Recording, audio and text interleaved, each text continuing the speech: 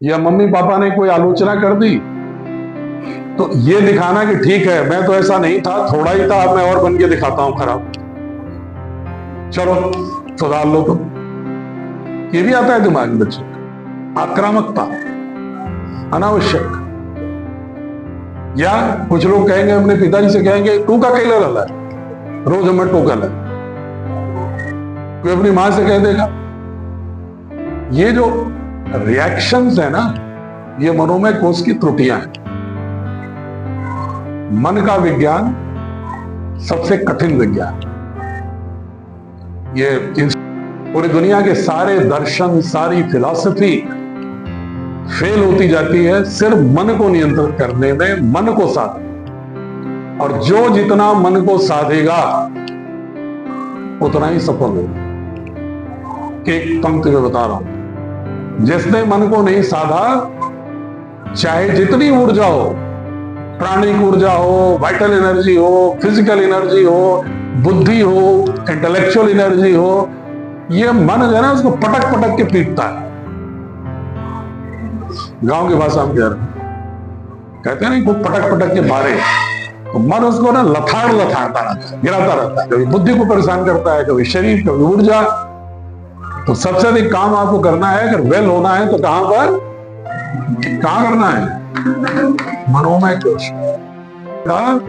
तो विज्ञानमय कोश होता है इंटेलेक्चुअल प्रॉस्पेरिटी, इंटेलेक्चुअल स्ट्रेंथ। वो अपने आप होता है।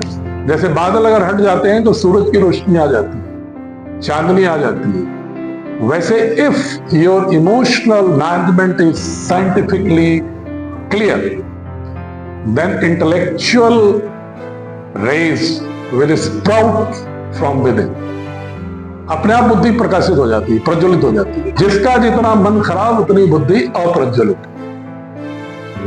तो इसलिए अगर आगे बढ़ना है जिंदगी में, पढ़ाई करना है, वेलनेस, वेल होना है, तो वेल होने का मतलब सिर्फ नहीं जिम कर लिया, भुजाएं मसल खा लिया, प्रोटीन और ये छाती बढ़ा ली और अपना हो गए वेल, हो गए वेल नहीं हुए।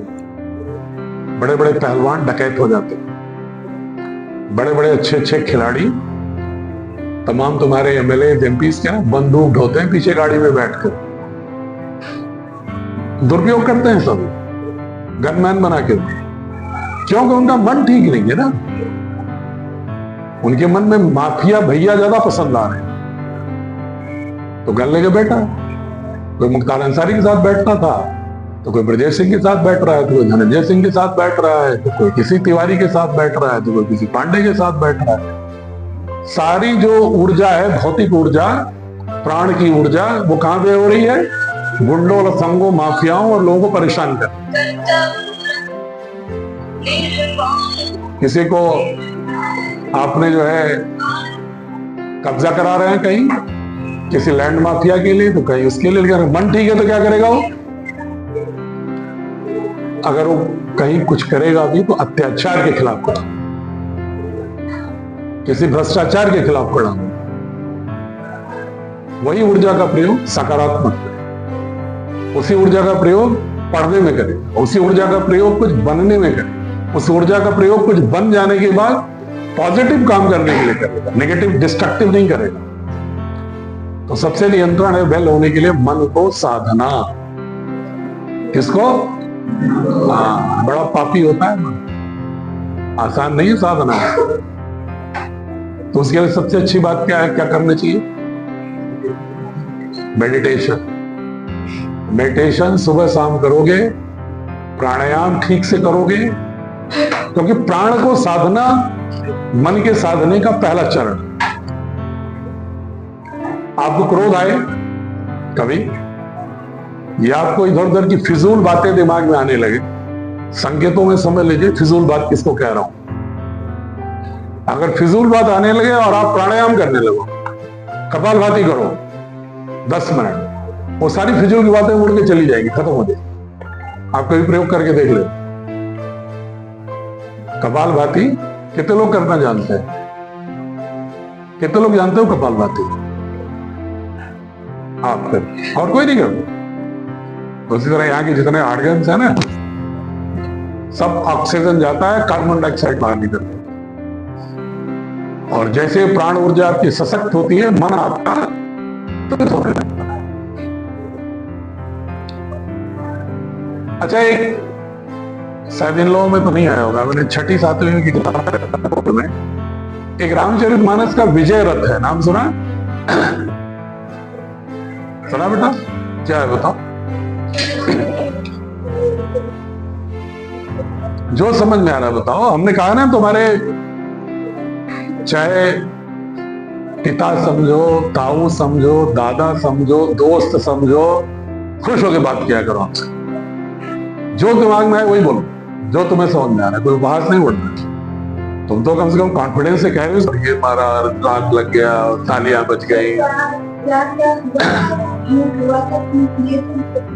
नहीं ऐसा नहीं, बैठ जाओ, लेकिन फिर भी इसके लिए ताली बजाओ कम से कम, कॉन्फिडेंस हो। जब रावण रथ पर आया ना आक्रमण करने के लिए, युद्ध के लिए, तो राम जमीन पकड़े थे, धनुष मार ली। तो विभीषण को लगा कि अरे ये तो इतने बड़े रथ पर इतनी टेक्नोलॉजी के साथ आ रहा है, और ये तो इनके पास तो हड़ाऊ तक नहीं, ये क्या युद्ध करेंगे? तो राम से कहता है कि आप कैसे लड़ पाएंगे इसका युद्ध स्थल पर।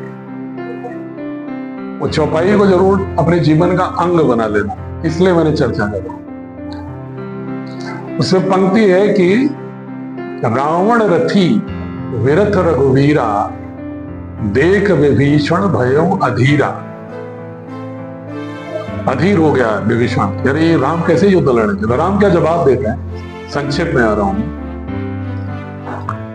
वो कहते हैं, सौरज धीरज तेहि रथ चाका, सत्यशील दृढ़ ध्वजा पताका। बल विवेक दम परहित घोरे, क्षमा कृपा समता रज रज जोरे। इसको तो इन लोगों को गायन कराया करिए हम, जो आप कार्यक्रम कराते हैं ना, इसमें इन बच्चों से बच्चियों से जो भी ठीक गाते हो। कौन कौन लोग गाते हैं अच्छा रामचरितमानस? हाथ उठाओ। तुम तो गाती हो, क्यों नहीं हाथ उठा रही हो? कि मैं गाने को कह दूंगा? डर रही हो? कौन कौन लोग इच्छा पाठ करते हैं? जो रामचरितमानस का कभी होता है 24 घंटे, या सुंदरकांड होता है तो 7 बजे बैठ कर कुछ गाते होते हो कि नहीं? कभी कोई नहीं। सूरज धीरज तेहि रथ चाका, सत्यशील दृढ़ ध्वजा पताका। बल विवेक दम परहित घोरे, क्षमा कृपा समता रजु जोरे। ईश भजन सारथी सुजाना, विरति धर्म संतोष कृपाना। दान परसो बुद्धि शक्ति प्रचंडा, वीर विज्ञान कठिन को दंडा। अचल अमल मना द्रोण समाना, जम शमशील शील मुख नाना। कवच अभेद, अंतिम बात ध्यान दो, कवच अभेद विप्र गुरु पूजा। तेहि सम विजय उपायन दूजा। उच्चार समझ में आया? नहीं समझ? वो कहते हैं कि सौरज धीरज तेहि रथ चाका, शौर्य और धैर्य हमारे रथ का, जिस रथ की बात कर रहे हो ना रावण लेके आ रहा है, हमारे पास कौन सा रथ है वो बता रहा हूं। विजय कैसे होती है? कहते हैं हमारे पास शौर्य और धैर्य, ये 2 चक्के हैं रथ के हमारे। Valour and patience. सत्यशील दृढ़ ध्वजा पताका, रथ पर जो ध्वजा पताका तुम रावण की देख रहे हो वो अन्याय का है उसका। मेरे पास सत्य और शील की ध्वजा पताका है। फिर कहते हैं बल विवेक दम परहित घोरे। हमारे जो 4 घोड़े हैं ना, वो हमारा विवेक, बल संयम और परोपकार, किसी को सताते नहीं है। ये चार हमारे जो है घोड़े हैं, ठीक है। बल विवेक दम परहित घोरे, क्षमा कृपा समता जुजोरे। रस्सियां 3 होती है ना, रथ को देखो, जो सारथी होता है 3 लगाम में 3 लाइन होती है। कहते हैं क्षमा कृपा समता, समत्व की दृष्टि, ये हमारे क्या है, लगाम। रज जोरे, रज माने रस्सी, जोरे। फिर कहते हैं सारथी कौन है, रथ में कई लोग होंगे ना, घोड़े हो गए, चाका हो गया, ध्वजा हो गया, लगाम हो गई। अब कहते हैं सारथी चाहिए, तो उसको कहते हैं ईश भजन सारथी सुजाना, ईश भजन सारथी सुजाना, विरत धर्म संतोष कृपाना। कह रहे हैं जो ईश्वर की जो प्रेरणा है हमारे मन में, वो हमारा सारथी। और क्या है, विरति धर्म, हमारा जो वैराग्य है, हमारा जो धर्मशील होना है, और जो संतोष है वो हमारा कृपाण है, तलवार। फिर आगे क्या कहते हैं, दान परसो बुद्धि शक्ति प्रचंडा, वीर विज्ञान कठिन को दंडा। क्या है इसमें, अब दान की जो प्रवृत्ति हमारी है, वो हमारा क्या है, परस, फावड़ा, परशुराम जी वाला शस्त्र, मिसाइल। और आगे क्या है, बुद्धि शक्ति प्रचंडा, हमारा जो बुद्धि है, चातुर्य है, वो हमारी सबसे प्रचंड शक्ति है।